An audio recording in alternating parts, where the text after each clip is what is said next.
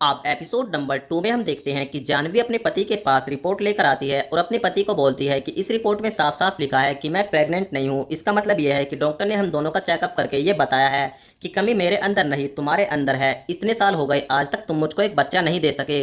अगर मेरी जगह कोई और होती तो तुमको कब तक छोड़कर चली जाती। अब इसका एक ही समाधान है, अगर तुम अब हमारे रिश्ते को बचाना चाहते हो तो हमको बच्चा गोद लेना पड़ेगा। अब इसका पति बोलता है कि तुम पागल तो नहीं हो गई हो। बच्चा गोद लेने का मतलब ये है कि हमें बहुत सारे पैसे की जरूरत पड़ेगी जो हमारे पास नहीं है। तो ये बोलती है तो ठीक है, क्या हुआ, गांव में हमारे नाम की जो जमीन पड़ी है हम उसको बेच देते हैं और बच्चा अडॉप्ट कर लेते हैं। तो ये बोलता है ठीक है, तुम ठीक कहती हो, हम कल ही गाँव चलेंगे। अब निशा अपने भांजे को बताती है कि कल तुम्हारे चाचा और चाची गाँव में आ रहे हैं क्योंकि उनको अपने हिस्से की जमीन बेचनी है। तो भांजा बोलता है लेकिन उनसे तो हमारी लड़ाई हुई है। तो ये बताती है वो तो पुरानी बात है और अब तुम लोग गलती से अगर नए हो तो सब्सक्राइब करो। वो जो लाल वाला बटन है उस पर अपने जीजा जी फेंक के मारो या फूफा जी, मुझे नहीं पता, बस क्लिक हो जाना चाहिए। अब मैं भी जा रहा हूं, मुझे मुठिया पेलने जा। अब हमको पुरानी बात भूलनी पड़ेगी क्योंकि वो भी कभी हमारे काम आए थे और ऐसी मजबूरी में अब हमारा फर्ज बनता है उनके लिए काम आने का।